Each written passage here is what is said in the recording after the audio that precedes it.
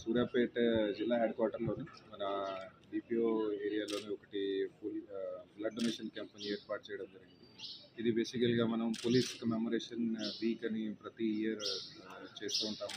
ఎవరైతే మన ఇండియాలోని, మన తెలంగాణలోని ఎవరైతే పోలీస్ బృందాలు వాళ్ళ ప్రాణాలని బలిదానం చేసి సొసైటీ కోసం చేశారు మార్చేయడం, వాళ్ళకి రిమెంబరెన్స్ కోసం వాళ్ళకి శ్రద్ధాంజలి అర్పించడానికి, అట్లాగే పోలీస్ ఎప్పుడు కూడా సమాజంలో సేవ చేసుకోవడానికి 24/7 రెడీగా ఉంటారని ఇదంతా గుర్తించడానికి బ్లడ్ డొనేషన్ క్యాంప్ ఏర్పాటు చేయడం జరిగింది.